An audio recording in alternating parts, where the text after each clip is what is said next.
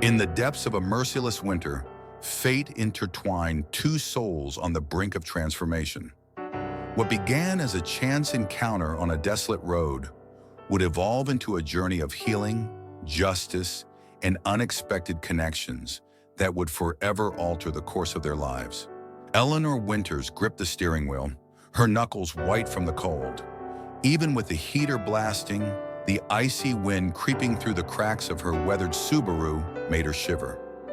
The thermometer on the dashboard flashed 4 degrees below zero, a stark reminder of the unforgiving January that had descended upon the small town of Pinewood. The road stretched endlessly ahead, empty except for the occasional snow-covered tree bending under the weight of the storm. Eleanor sighed, pushing a strand of chestnut hair behind her ear. Her shift at Pinewood General Hospital had run later than expected, a 12-hour ordeal that left her bones aching. As a trauma nurse, she'd seen her share of suffering, but today had been particularly brutal. A 3-car pileup on the highway, a child with pneumonia, an elderly man whose heart had nearly given out. All she wanted now was to get home before the weather worsened, to sink into her bathtub and wash away the day's hardships. But then something caught her eye to the right, just past the line of white pines. A dark figure stood out against the pristine snow. Eleanor's heart skipped a beat. She slowed the car, her breath fogging up the windshield as she leaned forward, squinting through the flurries. "What the hell?" she whispered. As the headlights swept over the figure, her stomach twisted. It wasn't a shadow or a trick of light. It was a dog, a German shepherd, tied to a tree, barely moving, his body partially covered in snow. Eleanor's pulse skyrocketed. Without hesitation, she slammed the brakes and pulled to the shoulder, the car skidding slightly on the icy road. She didn't bother grabbing her gloves or hat as she jumped out of the car, the freezing wind cutting through her navy blue scrubs and thin jacket like a knife. She didn't care. She sprinted toward the dog, her boots crunching against the frozen ground. Every second mattered. As she got closer, the full horror of the situation hit her like a punch to the chest. The German shepherd was motionless, his fur stiff with ice, his ribs visible beneath his matted coat. The rope around his neck was so tight and frozen that it looked like a cruel noose, digging into his skin where patches of fur had worn away. "Oh my God!" Eleanor's breath caught in her throat. She dropped to her knees in the snow beside him, her medical training kicking in automatically. "Hey, buddy, can you hear me?" The dog didn't move.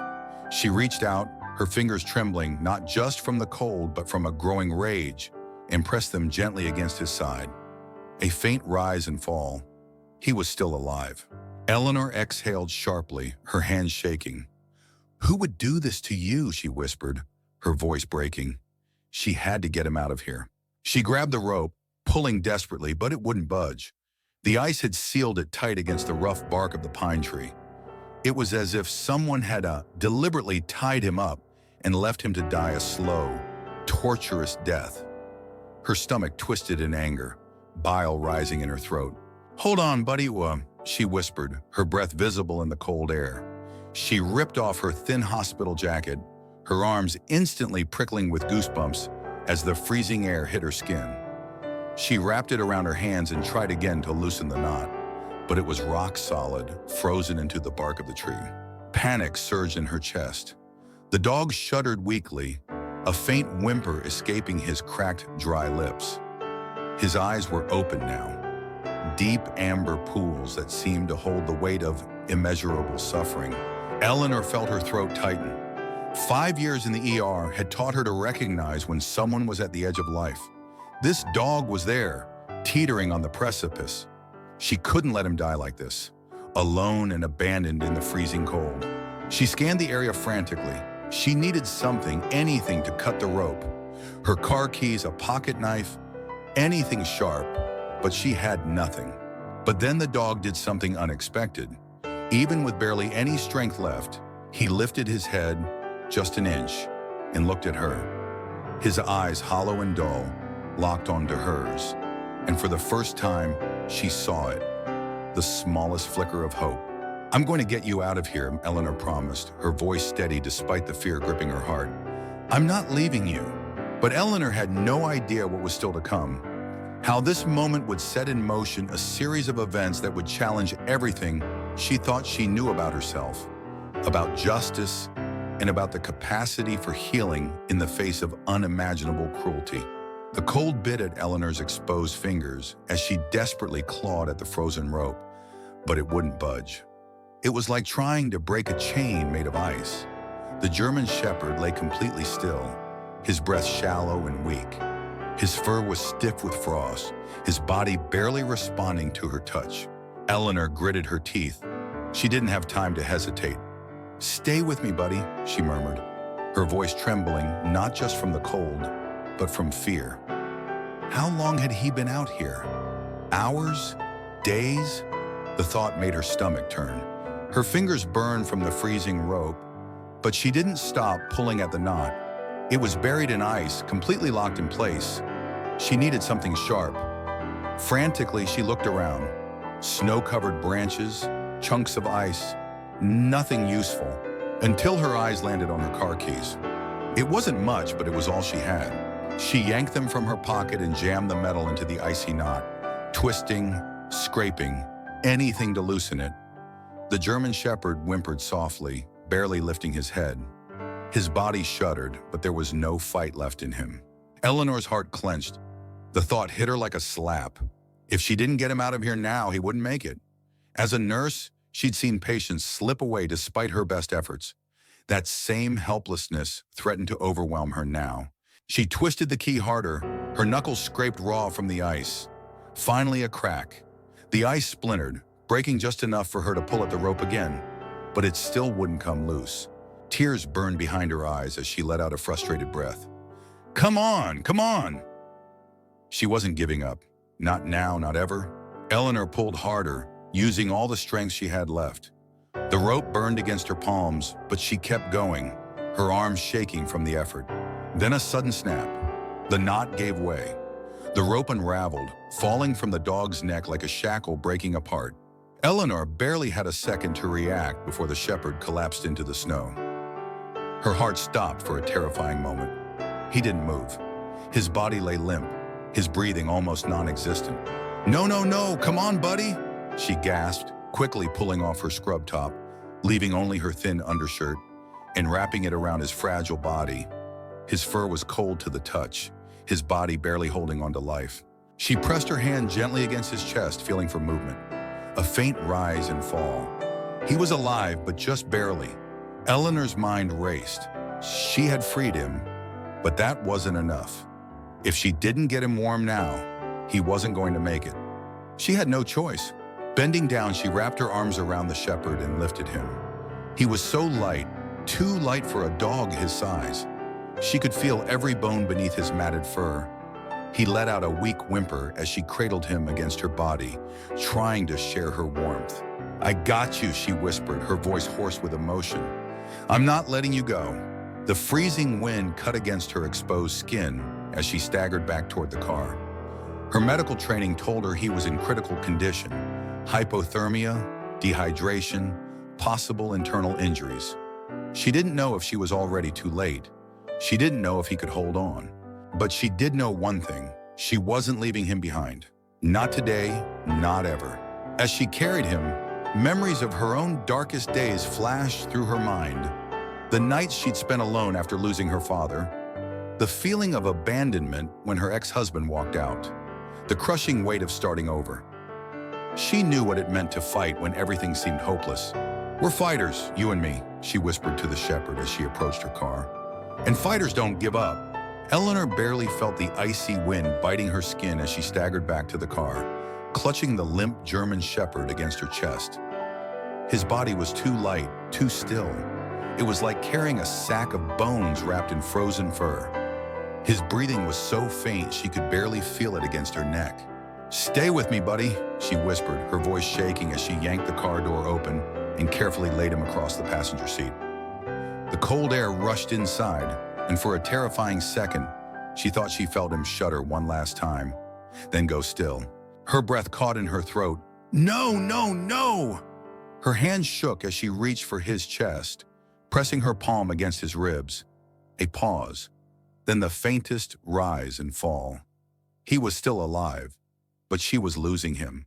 Eleanor jumped into the driver's seat, cranking the heater to full blast before gripping the wheel with numb fingers. She floored the gas. The tires screeched against the icy road as she sped forward, her heart hammering. Every second mattered. The nearest vet clinic was at least 20 minutes away in good weather. With these conditions, it could take longer. She didn't have that kind of time. Eleanor's eyes darted to the shepherd beside her.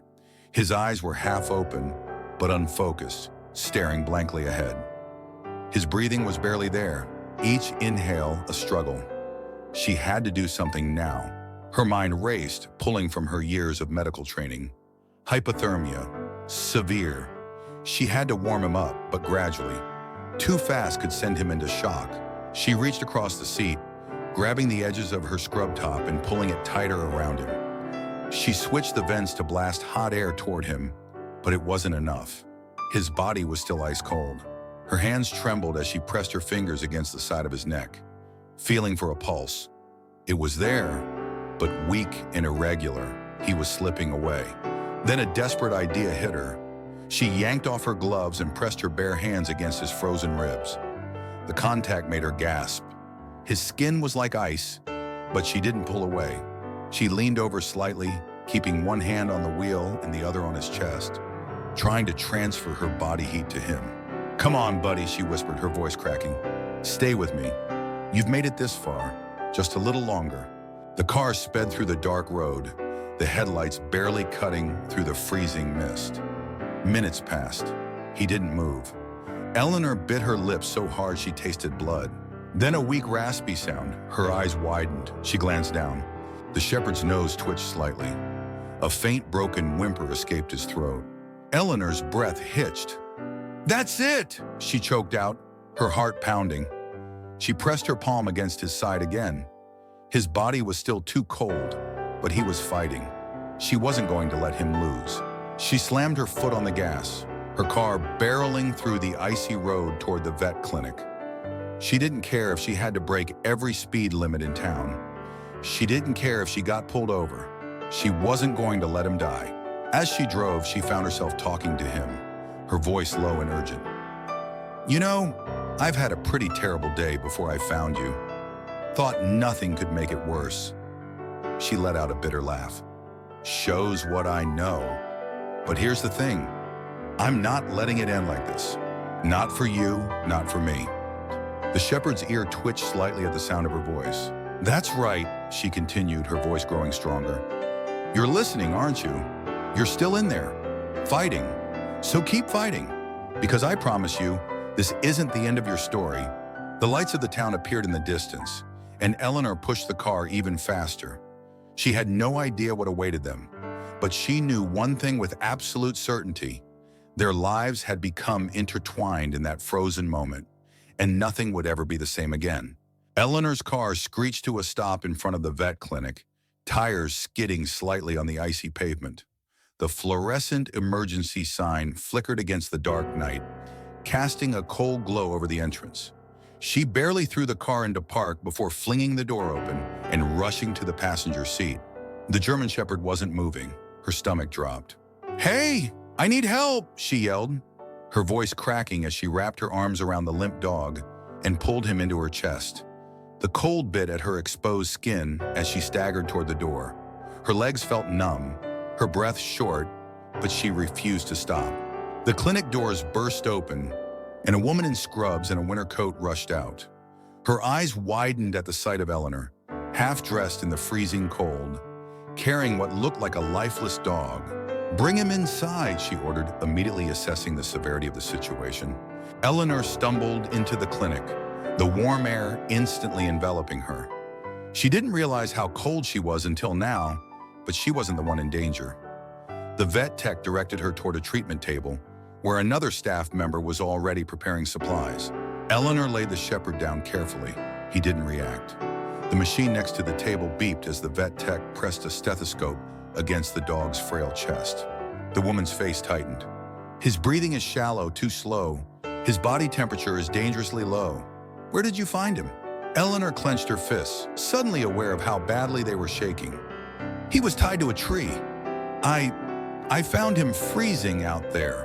The rope was so tight I thought... She stopped herself, shaking her head. I don't know how long he was out there, but he barely made it to the car. The vet tech nodded, her expression grim. We're going to do everything we can. Then an urgent voice. Get Dr. Ramirez in here now. Eleanor's chest tightened. A tall woman in a white coat rushed into the room, her black hair tied back in a messy bun. Dr. Sofia Ramirez, the head veterinarian. Eleanor recognized her from around town, though they'd never formally met. What's his temperature? Dr. Ramirez asked sharply. A nurse checked the screen and grimaced. Too low to read. Eleanor's heart dropped. She'd seen this before with hypothermia patients. It was never a good sign. Dr. Ramirez's expression remained calm, but her voice was firm. We need to warm him up immediately. IV fluids, heat pads, and get the oxygen ready now. Eleanor stepped back, her pulse racing as the team sprang into action. She watched as warm blankets were wrapped around the shepherd's frail body, a catheter inserted into his leg, and an oxygen mask placed gently over his muzzle. She clenched her hands into fists, her nails digging into her palms. He had to make it. After everything he'd endured, he deserved a chance. Minutes stretched into eternity as the team worked. Dr. Ramirez checked the shepherd's heartbeat, her eyes narrowing. His pulse is weak, but stable for now.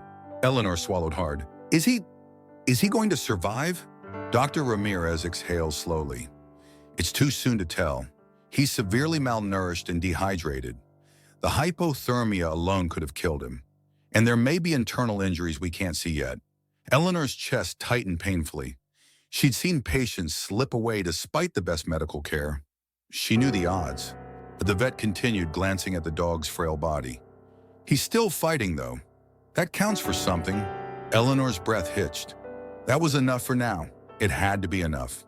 She placed a hand on the edge of the table, whispering, You're not alone anymore. The shepherd didn't respond. But for the first time since she'd found him, his ears twitched slightly. It was the smallest movement, barely perceptible, but to Eleanor, it meant everything.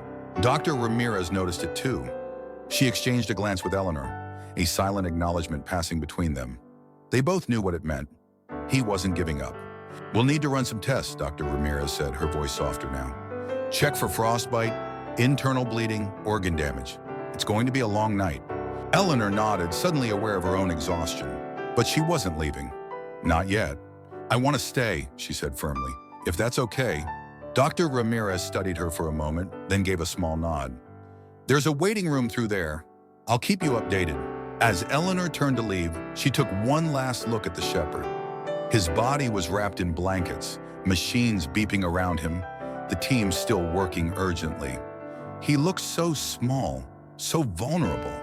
Fight, she whispered. Just keep fighting. Eleanor sat in the dimly lit waiting room, her hands clasped so tightly her knuckles had turned white. The rhythmic ticking of the wall clock echoed in her ears, each second stretching unbearably. She had done everything she could. Now it was up to him. The German shepherd lay in the treatment room, beyond the closed doors, wrapped in heated blankets, an IV delivering warm fluids into his frail body. She had barely noticed that her scrubs were soaked from the snow, or that her fingers burned from the cold. All she cared about was whether he would make it. A nurse had brought her a spare set of clinic scrubs and a cup of hot coffee, which now sat untouched on the table beside her. She couldn't eat or drink. Her mind kept replaying the moment she'd found him, tied to that tree, his body nearly frozen solid. Who could do something so cruel? The question burned in her mind, fueling a quiet rage that simmered beneath her exhaustion. The door creaked open. Eleanor jumped to her feet, nearly knocking over the coffee. Dr. Ramirez stepped out, her white coat slightly wrinkled, her expression unreadable. Eleanor's breath caught. Is he? He's still with us. Eleanor's knees almost buckled in relief. She sank back into the chair, her hands trembling. He's extremely weak, Dr. Ramirez continued, taking the seat across from her. But his vitals have stabilized slightly. His temperature is rising. That's a good sign. Eleanor let out a shaky breath. What Other injuries. Dr. Ramirez's expression darkened. There are signs of long-term neglect and abuse. He's severely malnourished, at least 20 pounds underweight. There are old fractures that never healed properly, scars under his fur, and the rope burns around his neck. She paused, her professional demeanor slipping for just a moment. They're not new. This wasn't the first time he was tied up like that. Eleanor felt sick, her hands curled into fists. Someone did this to him, deliberately, over time. Dr. Ramirez nodded grimly. It appears so. Can I see him? Eleanor asked, her voice barely a whisper. Dr. Ramirez hesitated for a moment before nodding. He's still unconscious, but I think he could use someone by his side. Eleanor didn't waste a second. She followed the vet into the treatment room, her heart hammering. The shepherd lay motionless on the padded table, his frail body wrapped tightly in blankets. A small oxygen mask rested over his muzzle, and the soft beeping of the monitors filled the air. Eleanor swallowed hard. He looked so fragile, nothing like the strong, majestic animal he should have been. She slowly approached, standing beside him. "Hey, buddy," she whispered, her voice barely audible. "You're doing great." The dog didn't move. Her chest tightened, a lump forming in her throat. What if she had been too late? What if all of this wasn't enough? But then a small flicker. His ear twitched. Eleanor froze. Then his eyelids fluttered just slightly. She gasped softly, her fingers curling into the blanket beside him. "That's it. You're okay now. You're safe." His breathing was still weak, but he was fighting. She could see it now. The same determination she'd glimpsed in those amber eyes when she'd first found him.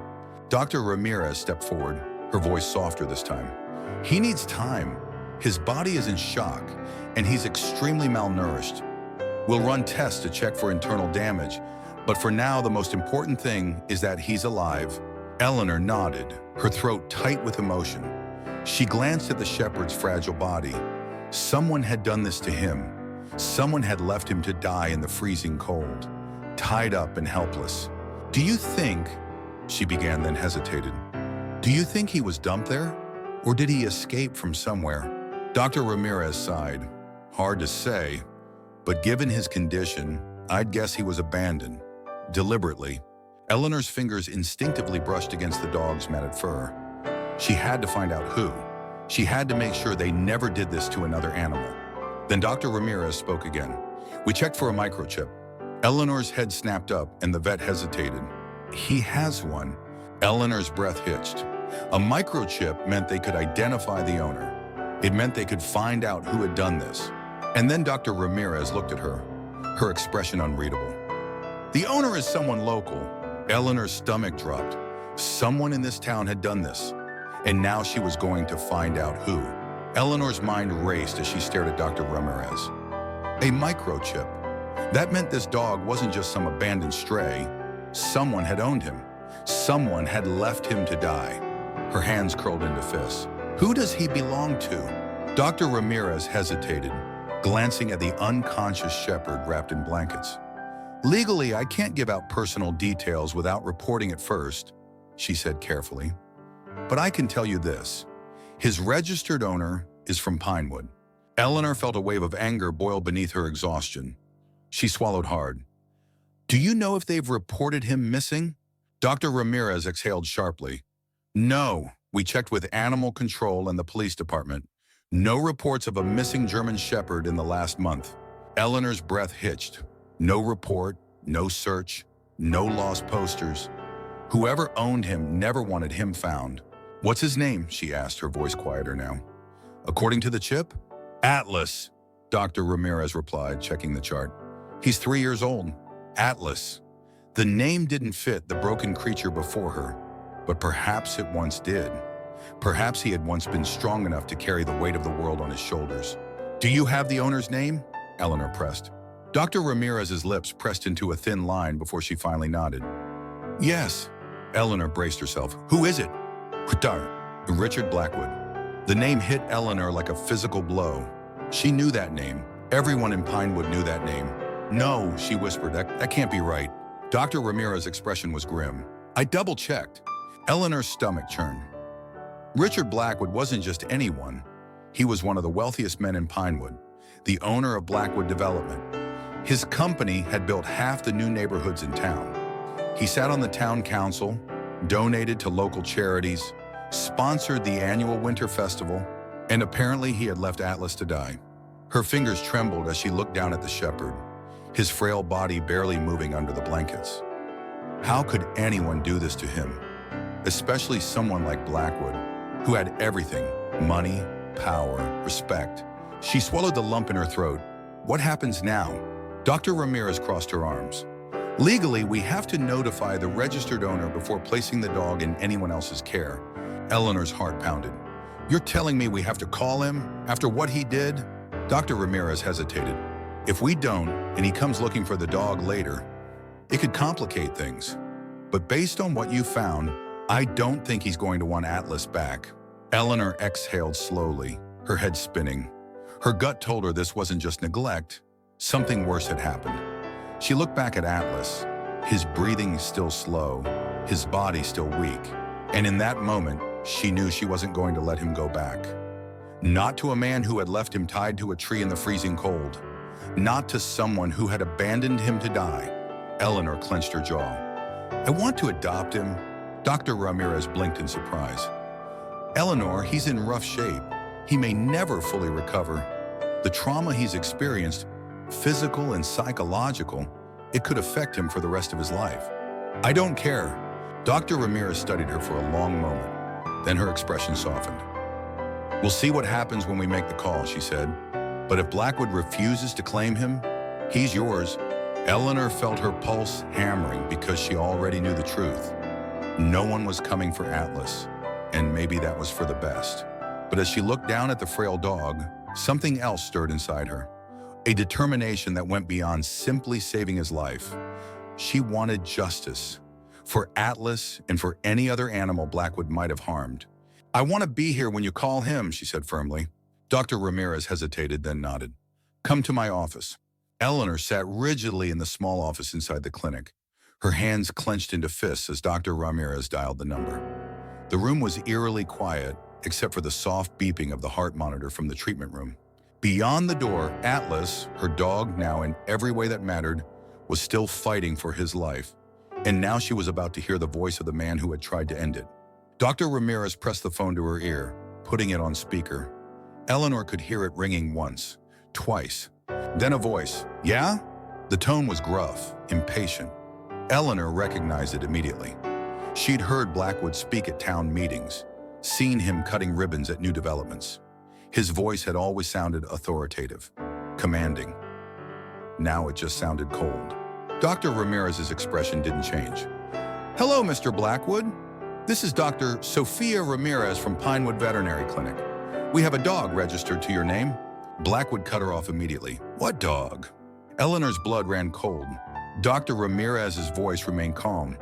A German shepherd named Atlas. He was found tied to a tree in freezing temperatures and nearly died. He's microchipped under your name. Silence, Eleanor held her breath. Then Blackwood laughed, a short, bitter chuckle. Oh, that mutt, he scoffed. I got rid of him days ago. Eleanor's jaw clenched so hard it hurt. She could feel her nails digging into her palms. Got rid of him? Dr. Ramirez repeated, her voice dangerously measured. Yeah, Blackwood continued carelessly. He was useless, weak. I don't need a dog that can't. He stopped himself, then sighed. Look, do what you want with him. I don't care. Eleanor felt sick. Every ounce of her self-control was hanging by a thread. This man had deliberately abandoned Atlas to die a slow, painful death, and he was talking about it as if he'd thrown away an old piece of furniture. Dr. Ramirez, to her credit, remained professional. So you're surrendering ownership? I don't give a damn, Blackwood muttered. He's not mine anymore. Eleanor couldn't take it. She grabbed the phone from Dr. Ramirez's hand. You tied him to a tree and left him to die, she said, her voice shaking with anger. Blackwood hesitated, then he snorted. Lady, it's just a dog. Eleanor's hands trembled. Just a dog. As if that made it acceptable. As if Atlas's suffering meant nothing. Dr. Ramirez gently took the phone back before Eleanor could say what she really wanted to. We'll take care of him, she said flatly before hanging up. The call ended. Eleanor sat there, heart hammering, breathing hard. The rage inside her was like nothing she'd ever felt before. Dr. Ramirez exhaled. Well, that's that. Eleanor swallowed back the anger burning in her chest. So he's mine now? Dr. Ramirez nodded, a small, knowing smile playing on her lips. He's yours. Eleanor let out a shaky breath, then a noise from the treatment room, a soft whimper. Eleanor's head snapped toward the door. She didn't hesitate, rushing back into the room. She found Atlas still wrapped in blankets, his frail body barely moving. But his eyes were open, really open. Not dull, not lifeless. He was looking at her. For the first time he saw her. Eleanor's throat tightened. She slowly reached out, placing a gentle hand on his head. He didn't flinch. Instead, his weak tail thumped against the table once, twice. Eleanor let out a soft, broken laugh, tears burning in her eyes. You're safe now, Atlas, she whispered, and this time, she knew he believed her. But as she stood there, her hand resting on his head, Eleanor knew this was just the beginning. Atlas was safe, but what about other animals? What if Blackwood had done this before? What if he did it again? The thought solidified in her mind. This wasn't over. Not by a long shot. 3 days passed before Dr. Ramirez deemed Atlas stable enough to leave the clinic. 3 days of Eleanor splitting her time between work shifts and sitting beside his bed, talking to him in soft tones, watching as he slowly began to respond to her voice. His progress was small but significant. The first time he ate from her hand, a tiny bit of soft food that he managed to keep down. The first time he lifted his head when she entered the room. The first time his tail wagged, not just a weak thump, but an actual wag when she said his name. He's responding well to you, Dr. Ramirez observed on the third evening, reviewing Atlas's chart. His vitals are improving, and he's starting to eat regularly. That's a good sign. Eleanor nodded, relief washing over her. So he can come home? Dr. Ramirez hesitated. He's still very weak. The malnutrition will take weeks to reverse, and there may be lasting effects from the hypothermia and trauma. But yes, I think he's ready to continue his recovery at home. She handed Eleanor a bag of medications and detailed instructions. Pain management, antibiotics for the infected rope burns, supplements for the malnutrition, and he'll need to come back twice a week for checkups. Eleanor took the bag, listening intently as Dr. Ramirez explained each medication. As a nurse, she understood the importance of following medical instructions precisely. What about his emotional recovery? Eleanor asked quietly. After what he's been through, Dr. Ramirez's expression softened. That's harder to predict.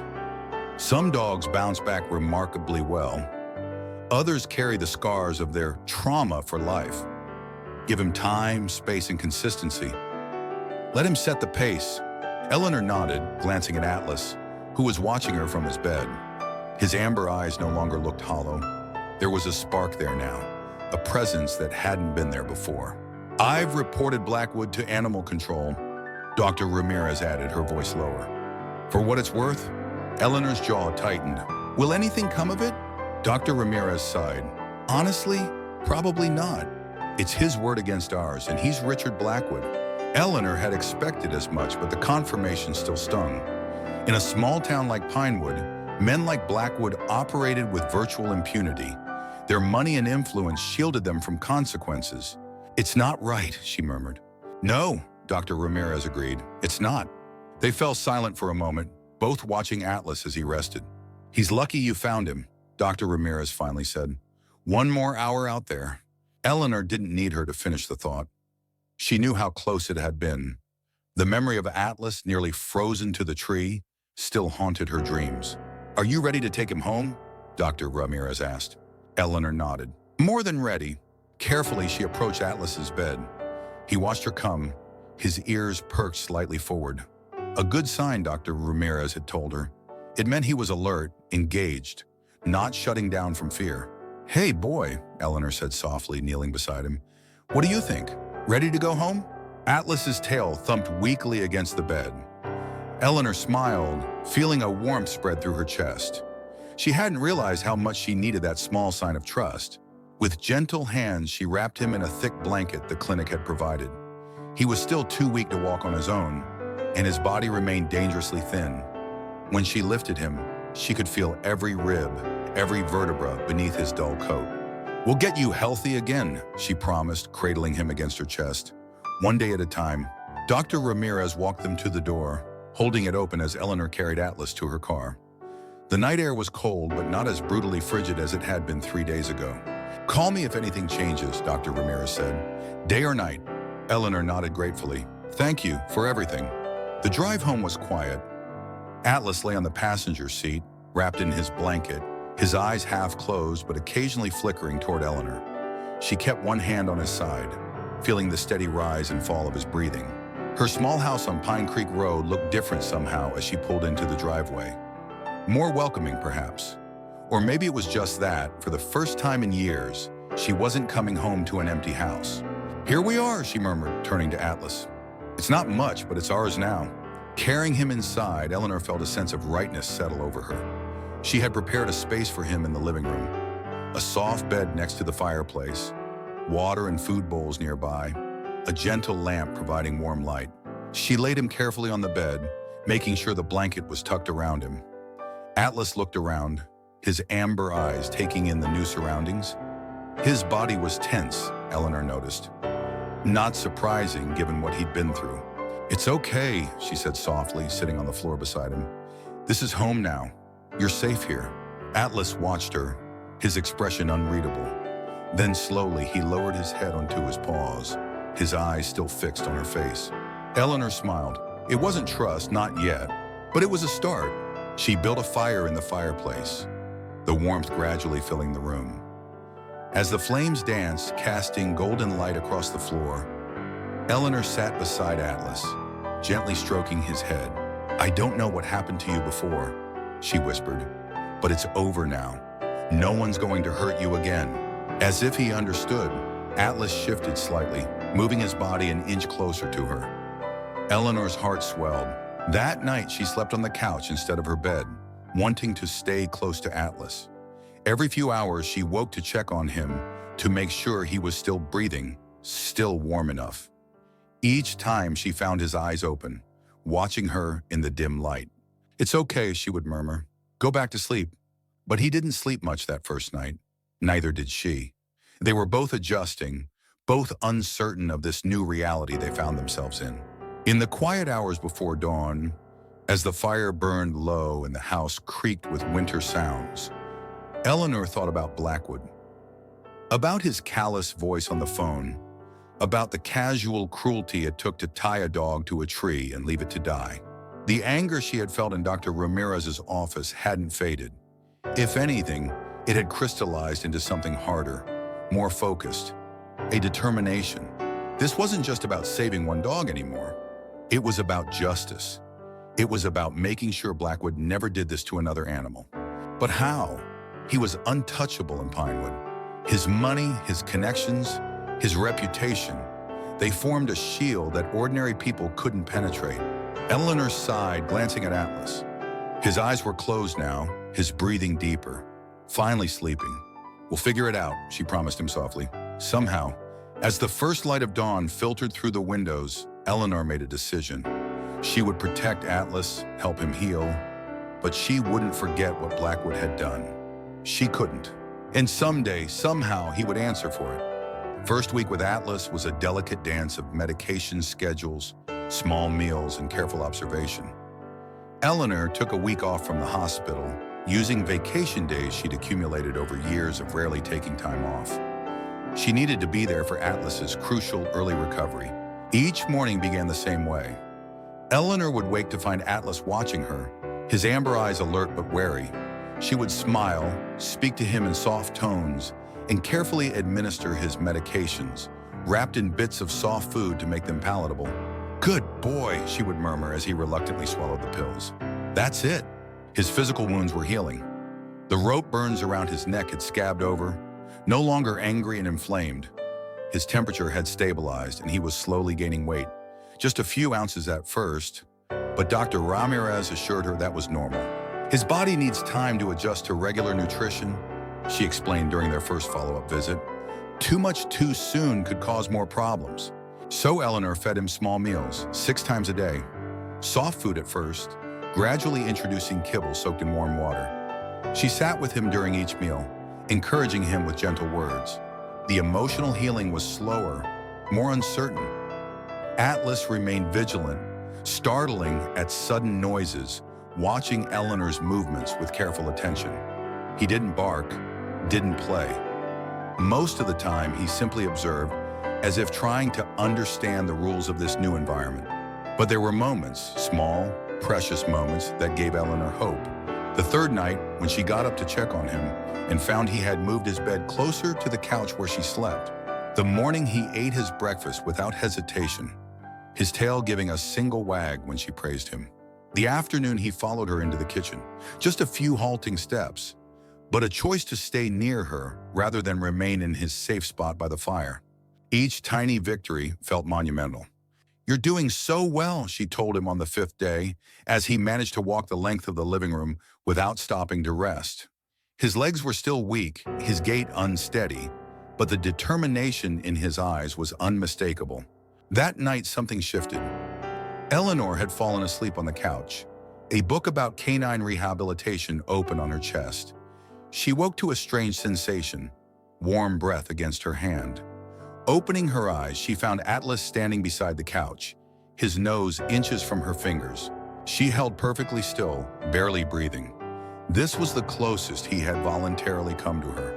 Atlas hesitated, then gently, so gently she almost didn't feel it, pressed his nose against her palm.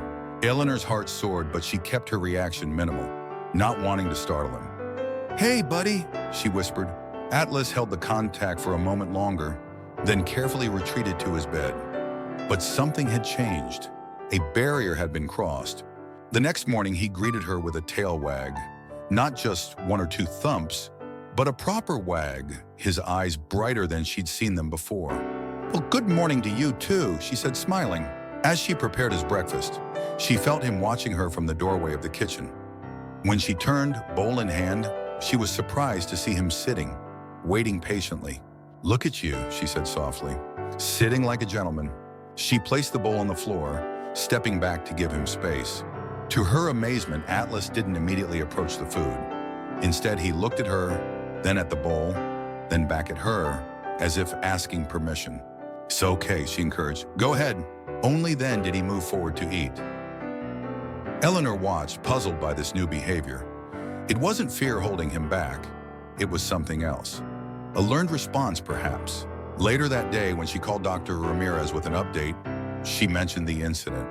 "That's actually common in dogs who've been trained with harsh methods," Dr. Ramirez explained. "They learn to wait for explicit permission before doing anything, eating, moving, even sometimes breathing too loudly." Eleanor felt a surge of anger. Blackwood trained him like that. "It sounds like it," Dr. Ramirez said grimly.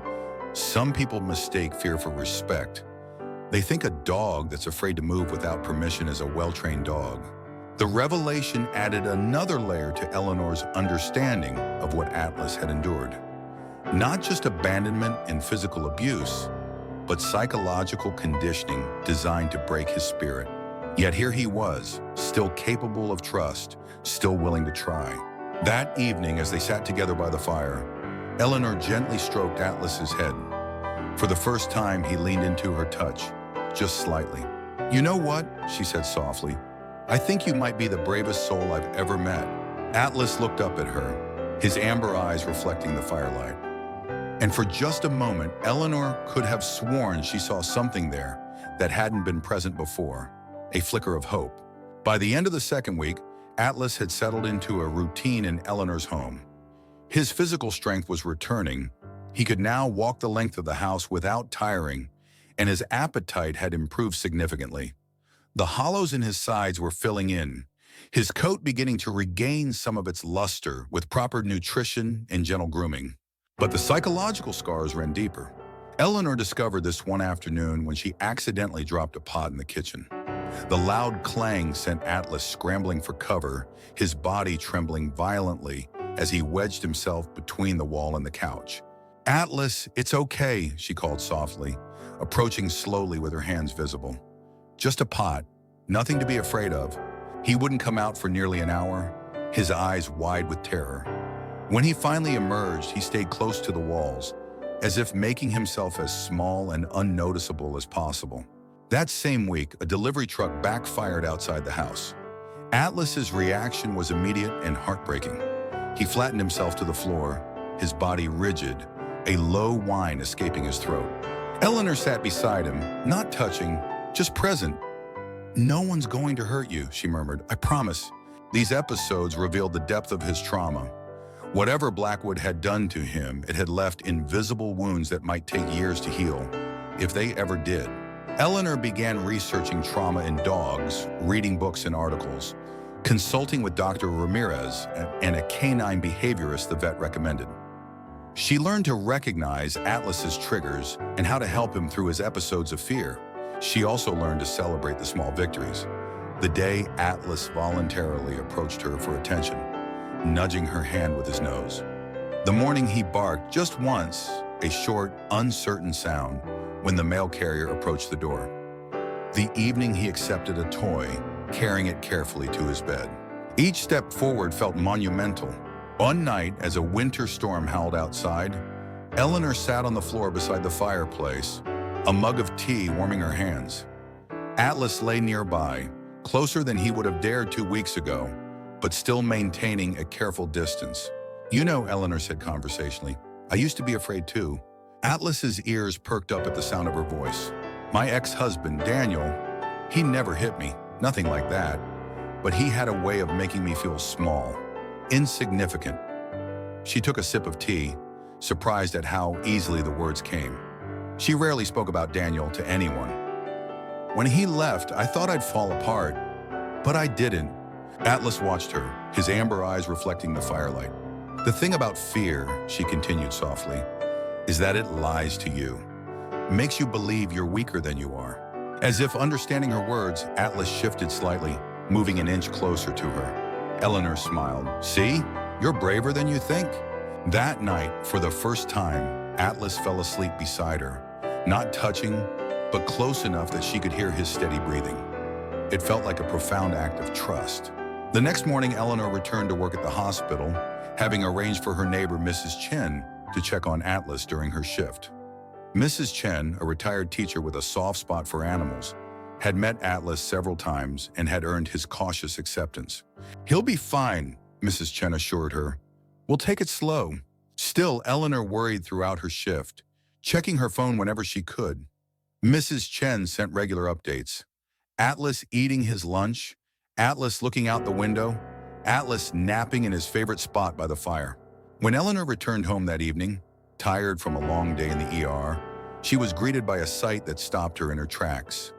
Atlas stood in the hallway, his tail wagging.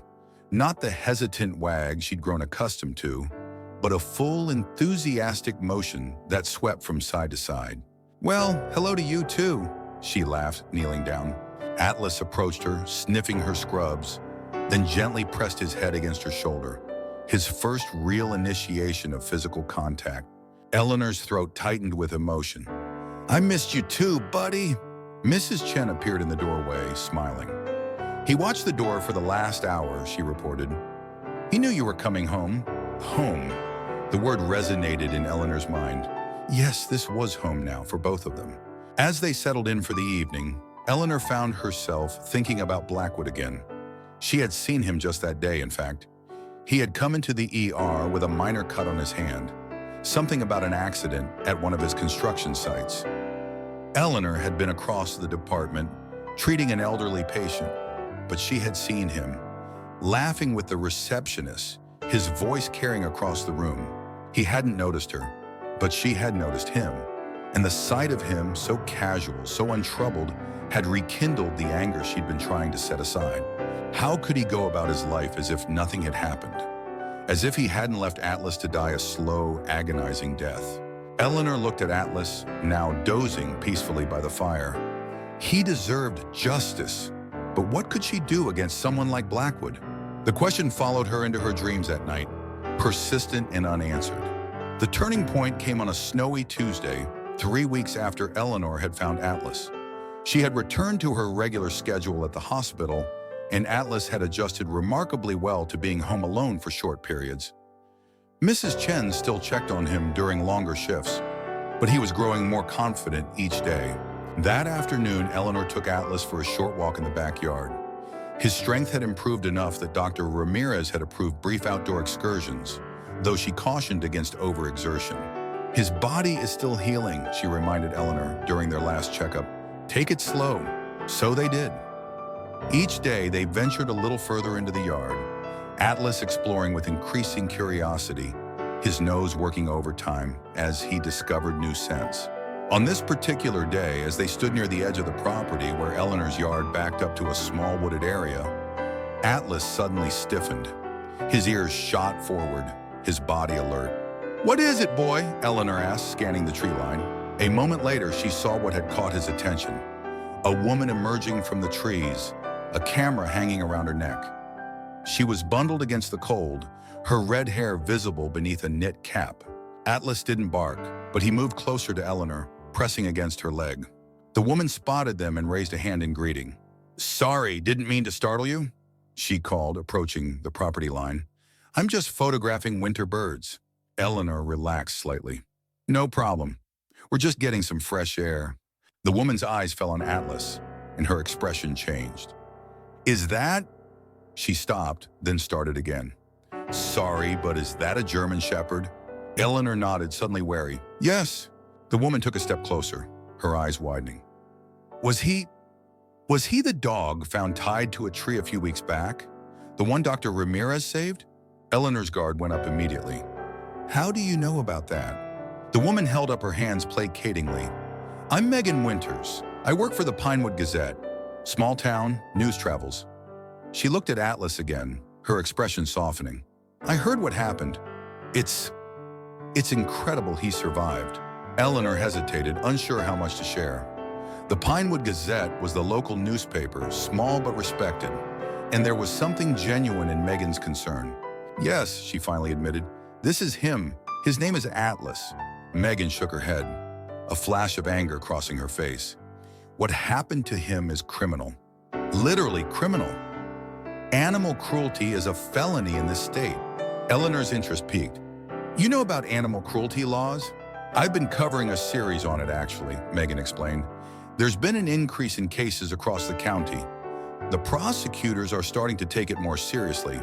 She paused, studying Eleanor. "Do you know who did this to him?" The question hung in the air between them. Eleanor glanced down at Atlas, who was watching Megan with cautious curiosity. "Yes," Eleanor said quietly, "I do." Megan's eyes narrowed. "Would you be willing to talk about it? Off the record for now." Eleanor considered the offer. She had been searching for a way to hold Blackwood accountable, but the odds seemed insurmountable. Maybe Megan could help. "Come inside," she finally said. "It's too cold out here for Atlas." Over cups of steaming coffee at Eleanor's kitchen table, with Atlas settled cautiously by Eleanor's feet, the story unfolded. Eleanor recounted finding Atlas, the desperate race to save him, the discovery of the microchip, and Blackwood's callous response. Megan listened intently, occasionally jotting notes in a small notebook. When Eleanor finished, Megan sat back, her expression grim. "Richard Blackwood," she said flatly. "Why am I not surprised?" Eleanor raised an eyebrow. "You know him?" "I know of him," Megan corrected.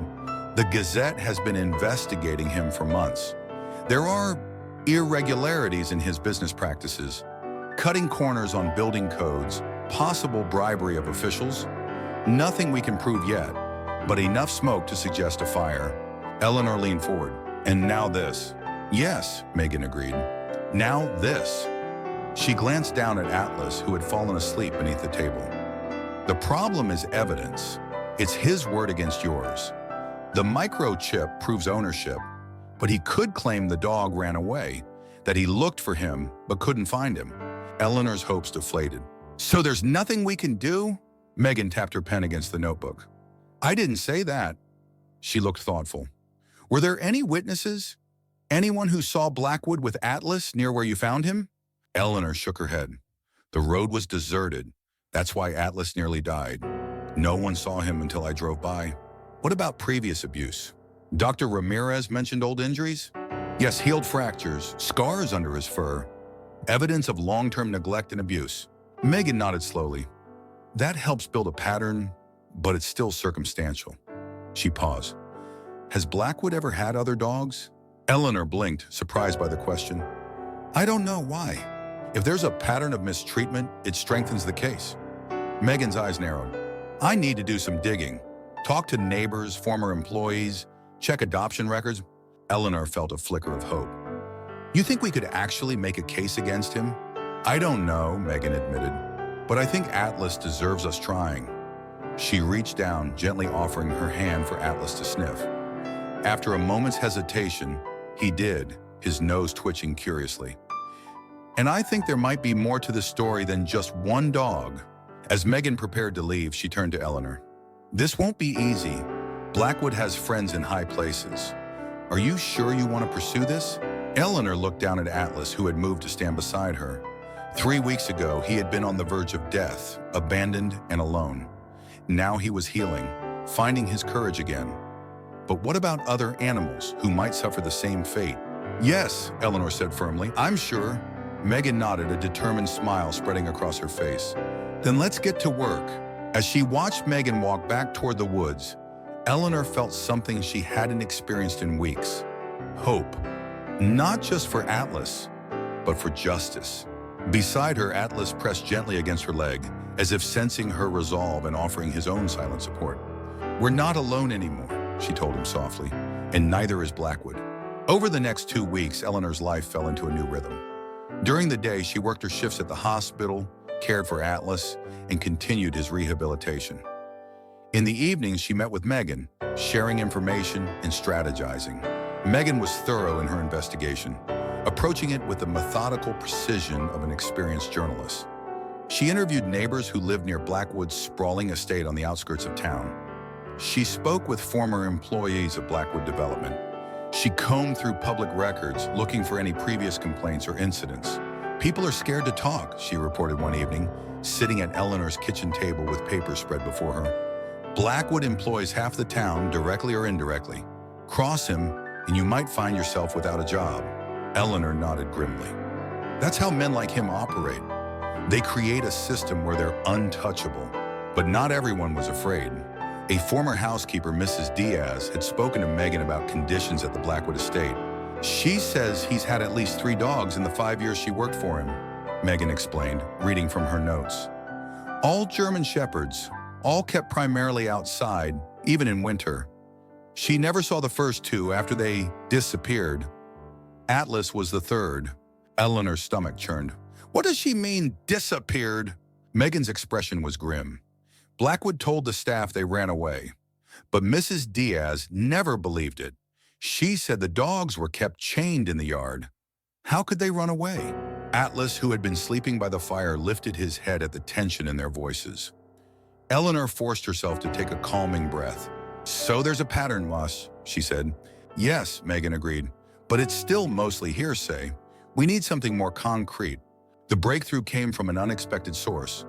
Dr. Ramirez called Eleanor one afternoon, her voice tight with controlled excitement. I found something in Atlas's records, she said without preamble. When we scanned his microchip, it gave us his basic information, name, age, owner's contact details. But I requested the full history from the chip company. Eleanor's pulse quickened. And Atlas was originally chipped by Shepherd's Haven Rescue when he was a puppy. He was adopted by Blackwood 3 years ago. But here's the interesting part. Shepherd's Haven has a follow-up program. They check on their dogs after adoption. Did they check on Atlas?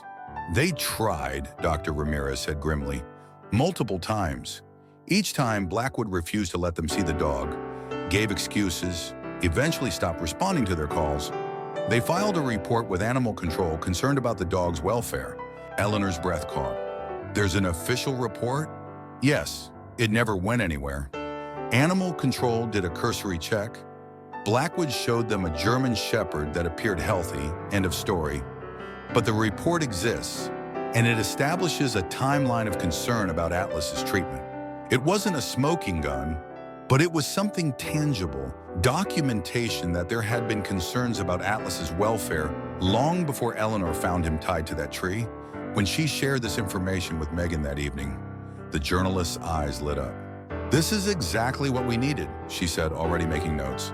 A paper trail, evidence that there were concerns before the abandonment. Eleanor watched her work, a mixture of hope and anxiety churning in her stomach. "Do you think it's enough?" Megan looked up, her expression serious. "For a news story? Yes. For criminal charges? I don't know, but it's a start." Atlas padded over to Eleanor, resting his head on her knee. She stroked his head absently, noticing how much healthier his coat looked now, how the haunted look in his eyes had begun to fade. "There's something else we should consider," Megan said, her voice careful.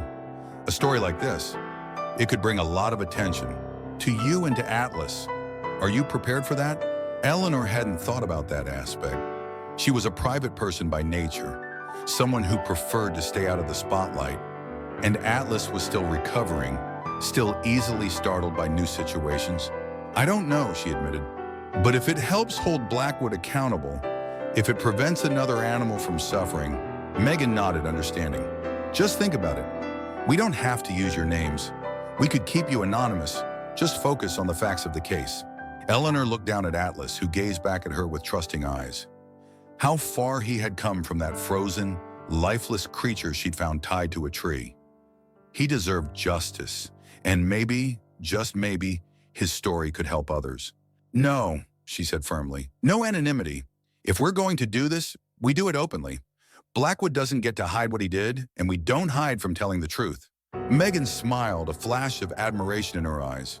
"All right then, let's make sure this story can't be ignored." As they continued planning, Eleanor felt a strange sense of purpose settling over her. This wasn't just about one dog anymore. It was about challenging a system that allowed the powerful to act with impunity, about giving a voice to those who couldn't speak for themselves. And for the first time in years, Eleanor felt truly alive. The article appeared on a Sunday morning, dominating the front page of the Pinewood Gazette. The headline alone was explosive in a town where Blackwood's name usually appeared only in positive contexts, cutting ribbons, donating to charities, announcing new developments. But the content of the article was even more damning. Megan had crafted a meticulous, fact-based account of Atlas's abandonment and rescue. She included quotes from Dr. Ramirez about the dog's condition when he was brought in, details from the Shepherd's Haven rescue report, and testimony from Mrs. Diaz about the previous dogs that had disappeared from Blackwood's property. And there, in the center of the page, was a photograph of Atlas. Not as he looked now, healthier and more confident, but as he had appeared on that first night at the clinic, emaciated, his fur dull, the rope burns visible around his neck, his eyes hollow with suffering. Beside it was a more recent photo, Atlas in Eleanor's backyard, still thin but clearly recovering, looking directly at the camera with what could only be described as dignity. The contrast was heartbreaking and infuriating. Eleanor's phone began ringing almost immediately after the paper hit doorsteps.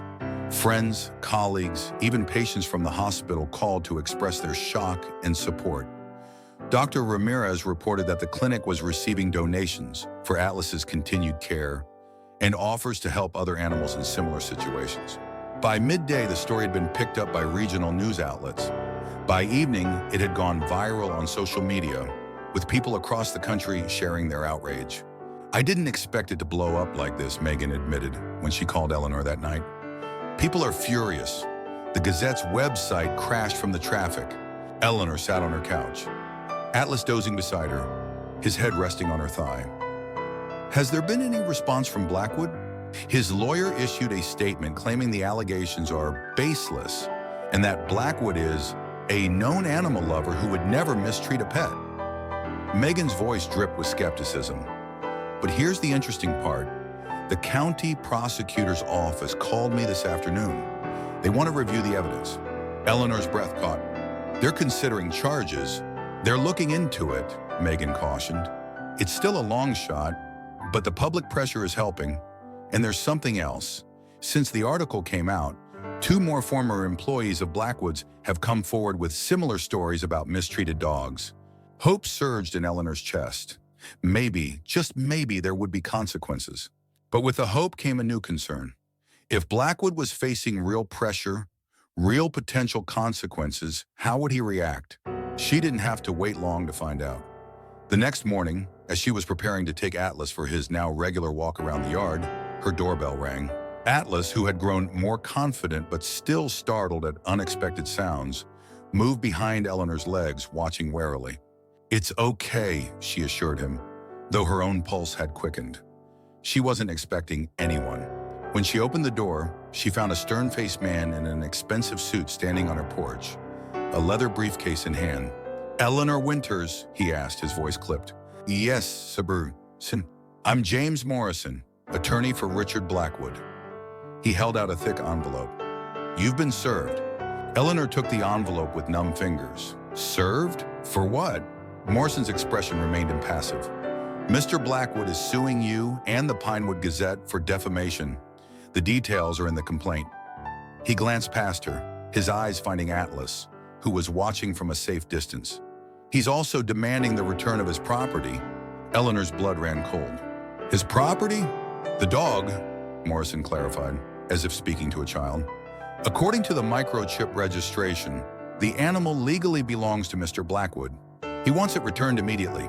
Anger flared in Eleanor's chest, hot and sudden. "That animal has a name.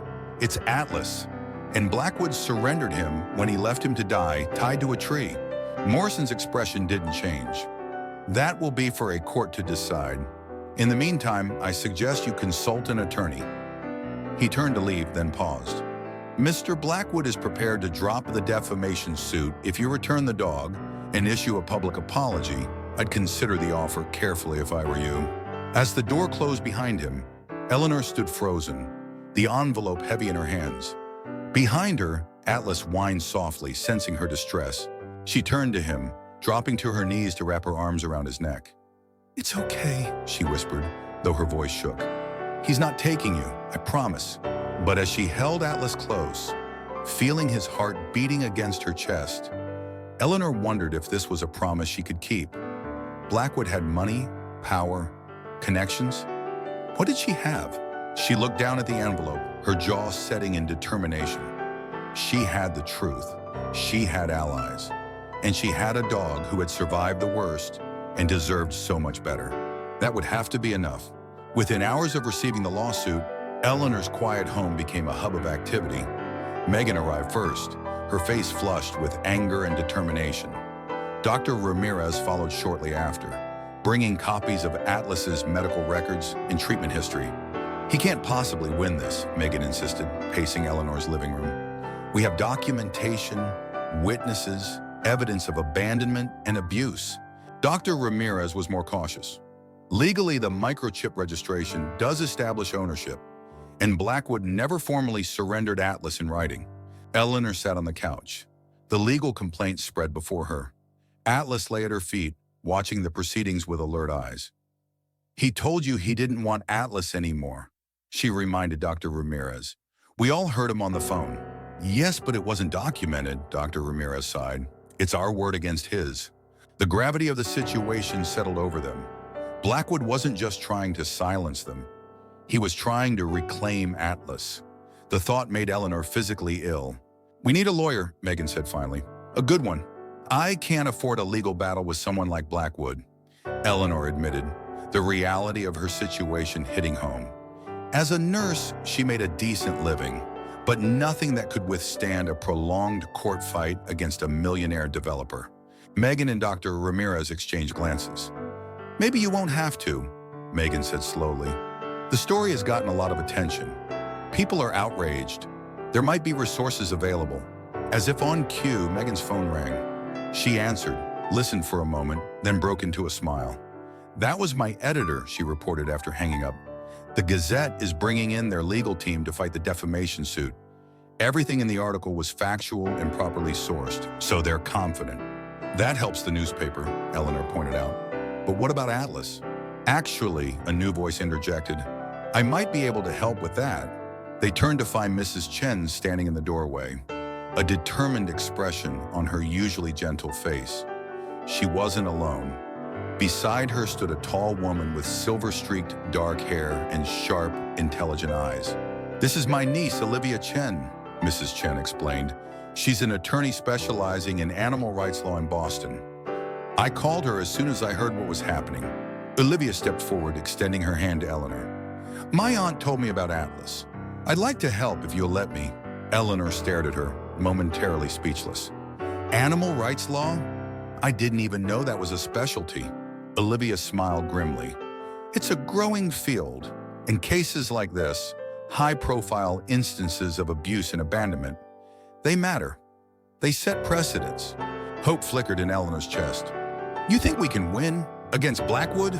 I think we have a strong case, Olivia said carefully, setting her briefcase on the coffee table. May I? She asked, gesturing to the legal documents. Eleanor nodded, watching as Olivia scanned the complaint with practiced eyes. Standard intimidation tactics, she murmured. The defamation claim is weak. Truth is an absolute defense, and you have documentation. She looked up. The ownership claim is more complicated, but not insurmountable. Atlas had moved to Eleanor's side, pressing against her leg, as he often did when sensing her anxiety. Olivia noticed her expression softening. He trusts you, she observed. That will matter to a judge. For the next hour, they worked through the details of the case. Olivia explained the legal principles at play, the potential strategies Blackwood's lawyers might employ, and how they would counter them. The key is to shift the focus from simple ownership to animal welfare, she explained. In many jurisdictions, courts are beginning to recognize that animals aren't just property. They're sentient beings with interests of their own, and abandonment constitutes surrender of ownership. Megan added, taking notes furiously. Olivia nodded. Exactly. By leaving Atlas tied to a tree in freezing conditions, Blackwood effectively abandoned him. His verbal confirmation to Dr. Ramirez that he got rid of Atlas strengthens that argument. Eleanor felt a weight lifting from her shoulders. For the first time since receiving the lawsuit, she felt they had a fighting chance.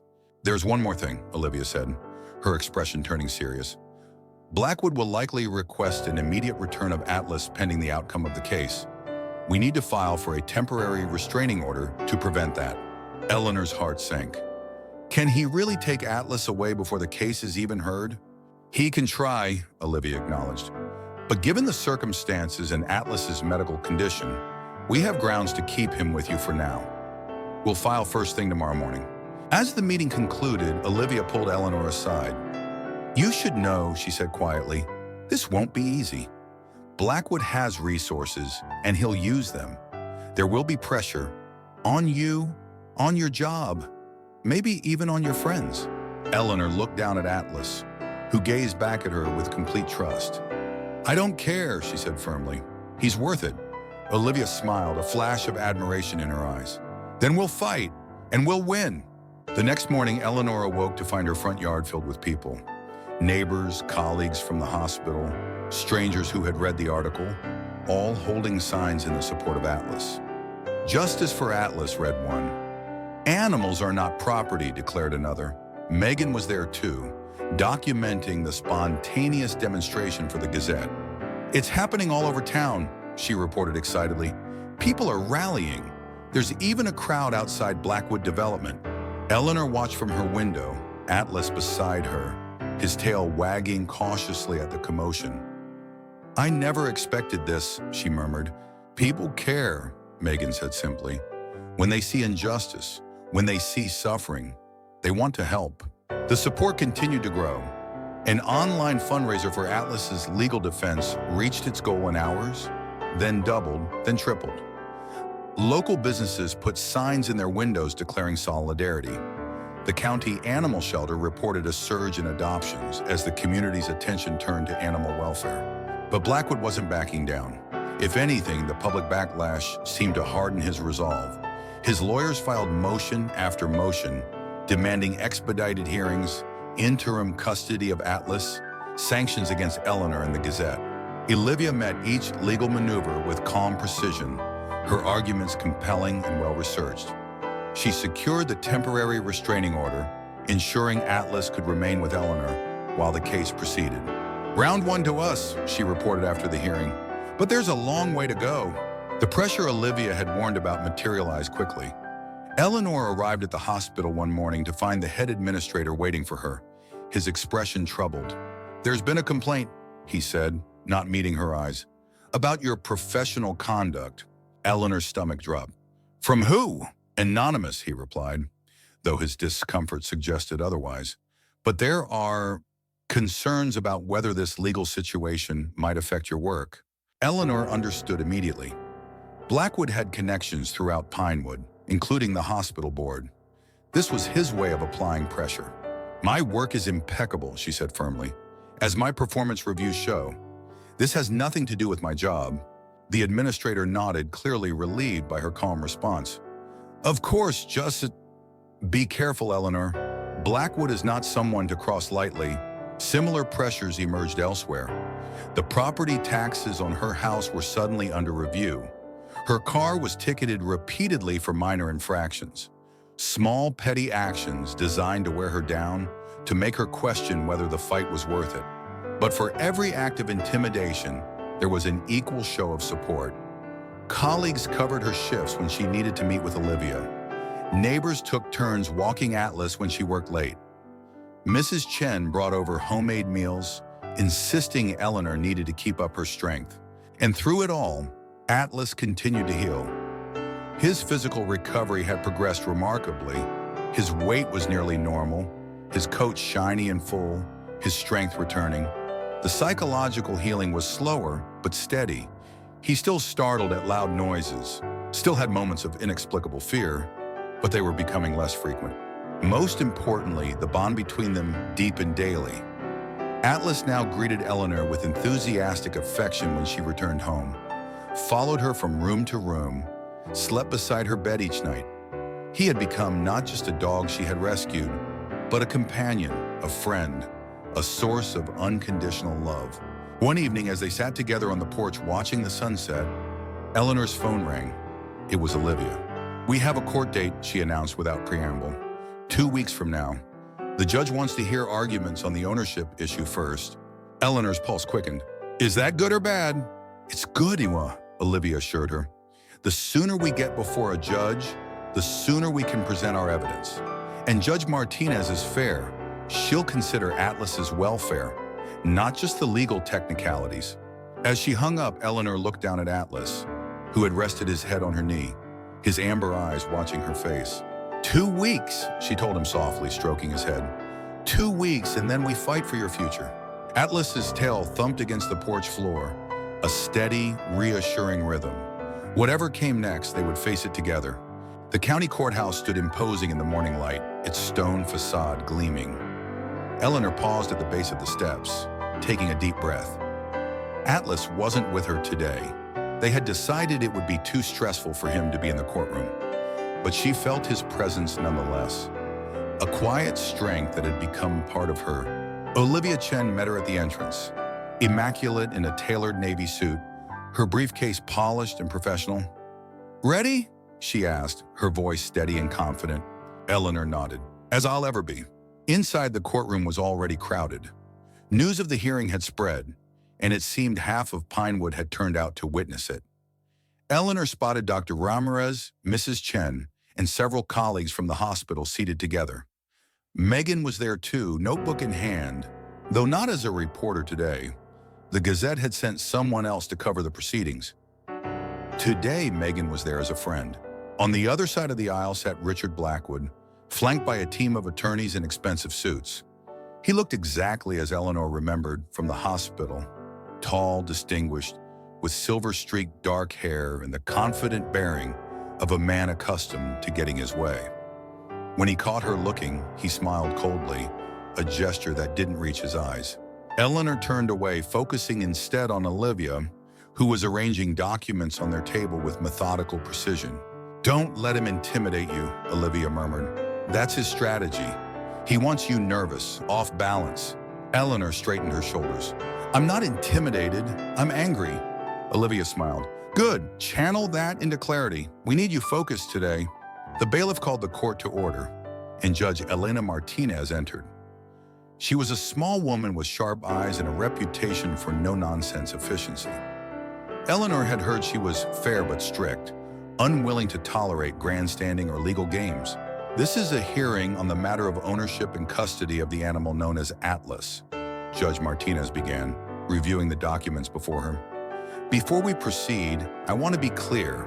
I will not allow this courtroom to become a circus. I expect professional behavior from all parties. She fixed both legal teams with a stern look. Blackwood's lead attorney, James Morrison, rose first.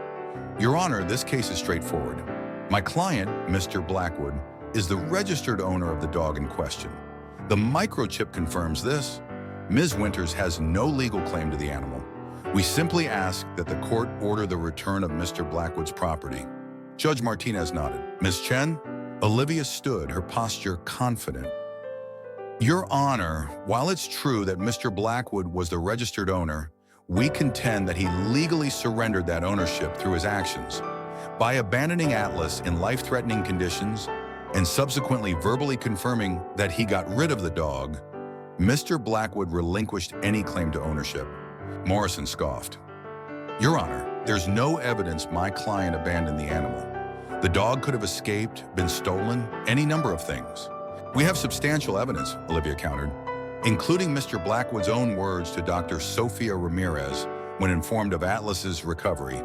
Judge Martinez held up a hand. I'll hear the evidence before making determinations. Mr. Morrison, please present your client's case. What followed was a clinical, detached account of Blackwood's claim. Morrison presented the microchip registration, adoption papers from 3 years prior, and veterinary records showing Blackwood had, at least occasionally, sought medical care for Atlas. My client is a respected businessman and animal lover, Morrison concluded. He was devastated when his dog went missing and is eager to have him returned. When it was Olivia's turn, she approached the case differently. Rather than focusing solely on legal documents, she presented the full narrative. Eleanor finding Atlas tied to the tree, his near-death condition, the desperate race to save him, and his slow recovery. Dr. Ramirez testified about Atlas's physical state when he arrived at the clinic. The hypothermia, malnutrition, and evidence of long-term neglect. She recounted, word for word, Blackwood's dismissive response when informed they had found his dog. He said, and I quote, "Oh, that mutt, I got rid of him days ago," Dr. Ramirez stated firmly. When I asked if he was surrendering ownership, he said, "I don't give a damn. He's not mine anymore." Morrison objected, claiming Dr. Ramirez was biased, but Judge Martinez overruled him. The witness is testifying to direct conversations she had with your client, counselor. I'll allow it. Mrs. Diaz, Blackwood's former housekeeper, testified next, describing the conditions in which Atlas and previous dogs had been kept. Outdoors in all weather, often without adequate shelter or attention. The dogs were status symbols to Mr. Blackwood, she explained, her voice steady despite her obvious nervousness. When they didn't perform as he wanted, he would become angry. Objection, Morrison called. Speculation and hearsay. Sustained, Judge Martinez ruled. Please stick to what you directly observed, Mrs. Diaz. The former housekeeper nodded. I observed Mr. Blackwood kicking Atlas on multiple occasions when the dog didn't obey commands quickly enough. I observed him withholding food as punishment, and I observed 2 previous dogs disappear after Mr. Blackwood expressed dissatisfaction with them. Eleanor watched Blackwood's face as Mrs. Diaz testified. His expression remained impassive, but she noticed a muscle twitching in his jaw, his fingers tapping rhythmically on the table before him. When it was Eleanor's turn to testify, Olivia guided her through her account of finding Atlas, his condition, and his recovery. Eleanor spoke clearly and directly, her medical training evident in the precision of her descriptions. And how would you characterize Atlas's condition now? Olivia asked. He's physically recovered for the most part, Eleanor replied. Psychologically, he still shows signs of trauma, fear of loud noises, anxiety when confined, wariness around certain types of men. She paused. But he's healing. He's learning to trust again. Morrison's cross-examination was aggressive, designed to rattle her. Ms. Winters, isn't it true that you had no right to take Mr. Blackwood's dog? That you essentially stole his property? Eleanor met his gaze steadily. I found a dying animal and sought emergency medical care. That's not theft. It's basic humanity. And you never attempted to locate the owner? The microchip identified the owner. Dr. Ramirez contacted Mr. Blackwood immediately. He expressed no interest in reclaiming Atlas. Morrison changed tactics. Ms. Winters, do you have any experience with German Shepherds? Any special training in handling working dogs? No, Eleanor admitted. But I've learned. I've worked with veterinarians and animal behaviorists to understand Atlas's needs. So you admit you're not qualified to care for this type of dog? Olivia objected. Your Honor, Ms. Winters' qualifications aren't at issue here. The question is whether Mr. Blackwood abandoned Atlas and surrendered ownership. Sustained, Judge Martinez ruled. Mr. Morrison, please stay focused on the relevant issues. The questioning continued, with Morrison trying repeatedly to undermine Eleanor's credibility, and Olivia deftly redirecting the focus to Blackwood's actions. Finally, Judge Martinez asked, "Does Mr. Blackwood wish to testify?" Morrison conferred briefly with his client, then replied, "No, Your Honor. We believe the documentation speaks for itself." Judge Martinez nodded unsurprised. "Very well. Final arguments, please." Morrison went first, emphasizing the legal aspects of ownership and property rights. Regardless of Miss Winters' emotional attachment to the dog, it legally belongs to Mr. Blackwood. Feelings cannot override established property law. When Olivia rose for her closing argument, her approach was different. Your Honor, this case is indeed about ownership, but not in the way Mr. Morrison suggests. It's about recognizing that animals, while legally classified as property, are a special category of property. Living beings capable of suffering with interests of their own. She walked closer to the bench, her voice passionate but controlled. The evidence clearly shows that Mr. Blackwood abandoned Atlas, both through his actions in leaving him tied to a tree in freezing conditions and through his explicit verbal surrender to Dr. Ramirez. But even if there were any doubt about that legal point, we asked the court to consider what is in Atlas's best interest. Morrison objected immediately. Your Honor, best interest standards apply to children, not animals. This is a property dispute, pure and simple. Judge Martinez considered this. While it's true that animals are legally property, Mr. Morrison, courts have increasingly recognized their special status. I'll take Ms. Chen's argument under advisement. Olivia continued. Atlas nearly died due to Mr. Blackwood's actions. He has since formed a strong bond with Ms. Winters, who has provided exemplary care during his recovery. Returning him to the person who abandoned him would not only be legally incorrect, but morally unconscionable. As Olivia concluded, the courtroom fell silent. Judge Martinez reviewed her notes, her expression thoughtful. This case presents complex issues at the intersection of property law and evolving standards regarding animal welfare. She said finally, I'll need time to consider all the evidence and arguments presented. I'll issue my ruling tomorrow morning at 9 a.m. She banged her gavel. Court is adjourned. As they gathered their materials, Olivia leaned close to Eleanor. You did well, she murmured. Now we wait. Eleanor nodded, her eyes finding Blackwood across the room. He was watching her, his expression unreadable. When their eyes met, he smiled again, that same cold, calculating smile, before turning away. What do you think? Eleanor asked Olivia as they left the courthouse. Honestly? Olivia considered the question carefully. Judge Martinez is fair, and the evidence is strong, but this is relatively uncharted legal territory. She squeezed Eleanor's arm reassuringly. Get some rest. Tomorrow we'll be here before you know it. But as Eleanor drove home, where Mrs. Chen was watching Atlas, she wondered how she could possibly rest with so much hanging in the balance. Eleanor barely slept that night. She lay awake, watching the shadows shift across her ceiling, running through the day's testimony in her mind. Atlas, sensing her unease, stayed close, his warm presence a small comfort in the darkness. When her alarm finally sounded at 6 a.m., she rose with a strange calm. Whatever happened today, she had done everything possible. She had fought for Atlas with every resource available to her. That had to count for something. Mrs. Chen arrived early, insisting on making breakfast that Eleanor barely touched. Megan called to offer moral support. Dr. Ramirez texted that she would meet them at the courthouse. By 8:30, Eleanor and Olivia were seated at their table in the courtroom, which was even more crowded than the day before. Word had spread about the case, drawing animal rights activists, local residents, and media from beyond Pinewood. Blackwood arrived precisely at 8:45, flanked again by his legal team. He looked rested and confident, nodding to several people as he passed. Eleanor noticed the mayor among those he greeted, a reminder of his connections and influence. At 9 a.m. sharp, Judge Martinez entered. The room fell silent as she took her seat and arranged her papers. After careful consideration of the evidence and arguments presented, I am prepared to issue my ruling in the matter of ownership and custody of the dog known as Atlas, she began, her voice clear and authoritative. Eleanor's heart hammered in her chest. Beside her, Olivia sat perfectly still, her expression composed. This case presents questions that extend beyond simple property law, Judge Martinez continued.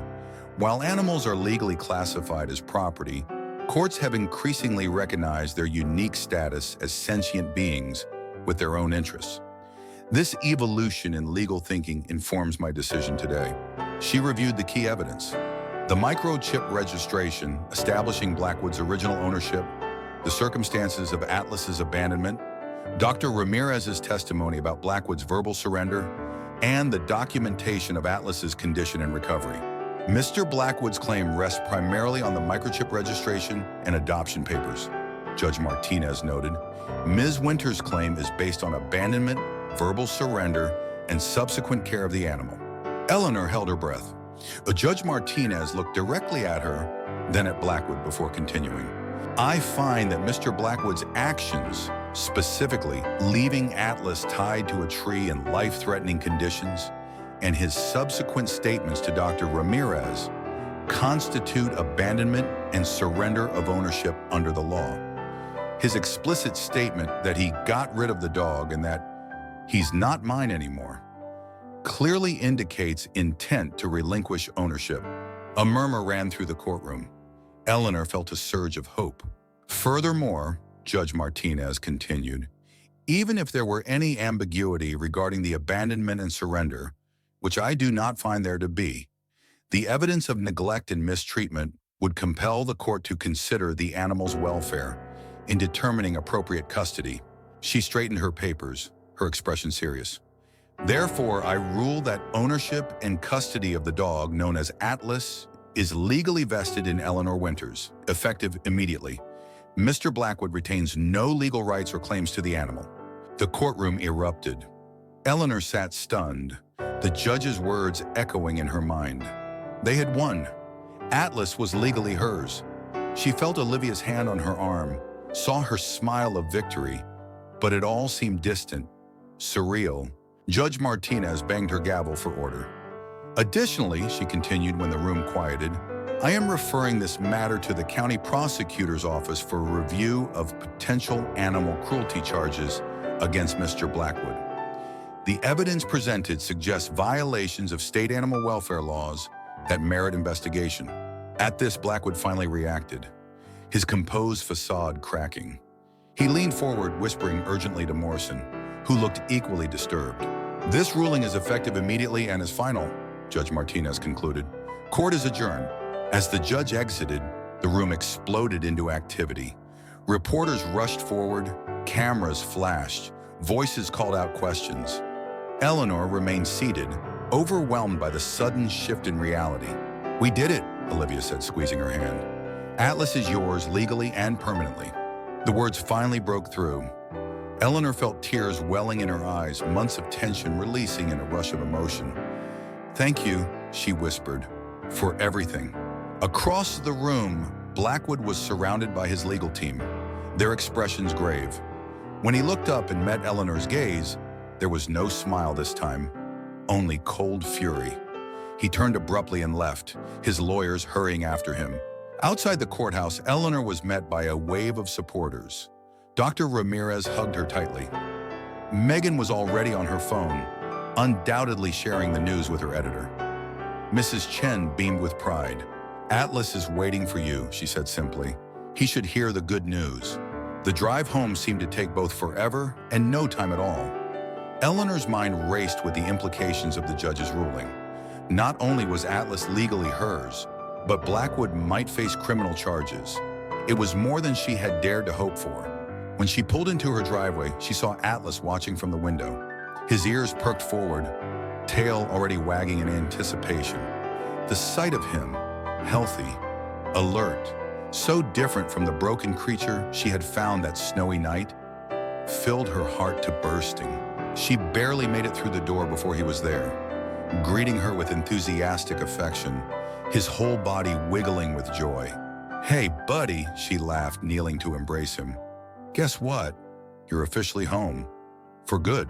Atlas licked her face, his amber eyes bright with what she could only describe as happiness. In that moment, every struggle, every sleepless night, every moment of anxiety seemed worth it. Later that evening, as news of the ruling spread throughout Pinewood and beyond, Eleanor sat on her porch with Atlas beside her. The spring air was warm, scented with blooming flowers, a far cry from the frozen night when their paths had crossed. Her phone had been buzzing all day with messages of congratulation and support. The local shelter had called to ask if she would consider sharing Atlas's story at an upcoming adoption event. A national animal welfare organization had reached out about featuring them in a campaign against animal cruelty. It was overwhelming, the sudden shift from private citizen to public figure. But as she looked down at Atlas, peacefully dozing beside her chair, she knew it was an opportunity to speak for those who couldn't speak for themselves, to challenge systems that protected the powerful at the expense of the vulnerable. "We've got work to do, don't we?" she murmured, stroking Atlas's head. He opened one eye, looking up at her with that steady gaze that had captured her heart on a frozen road months ago.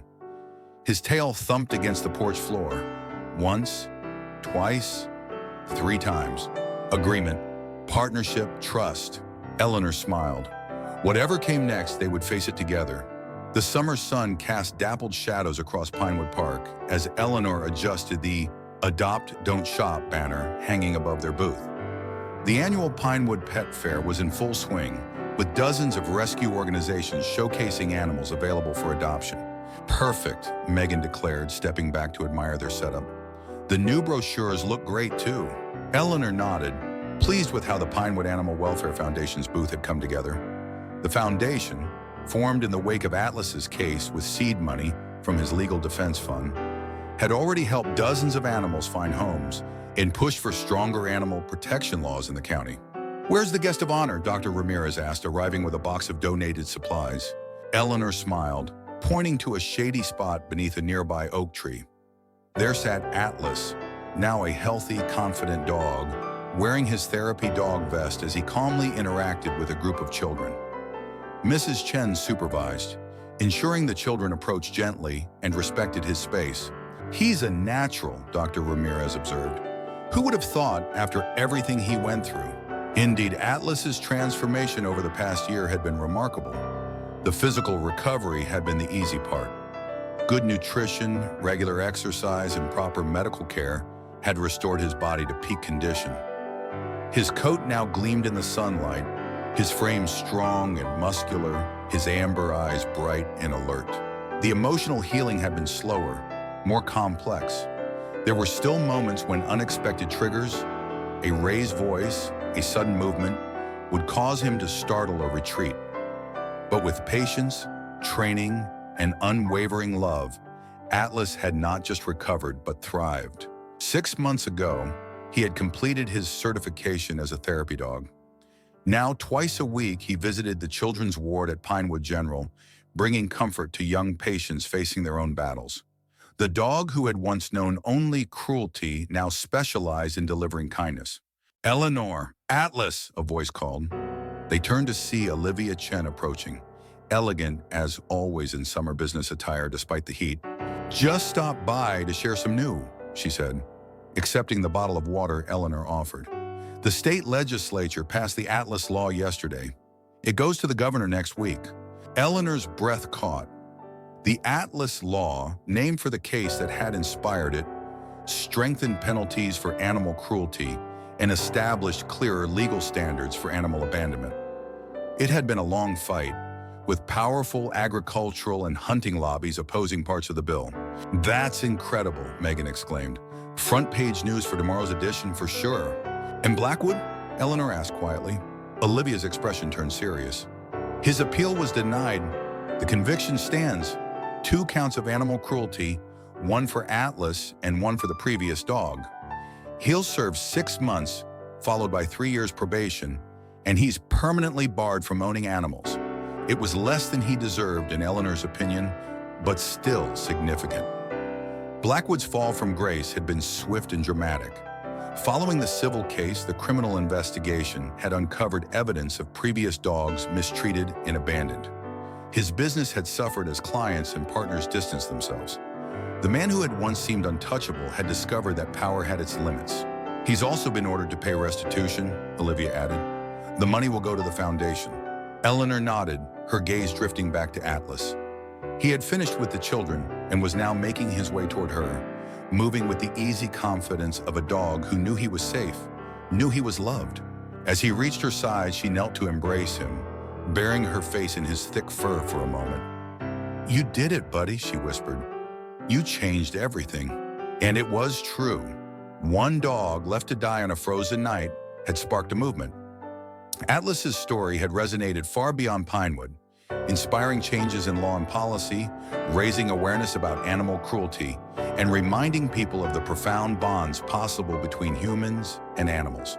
But perhaps the most significant change had been within Eleanor herself.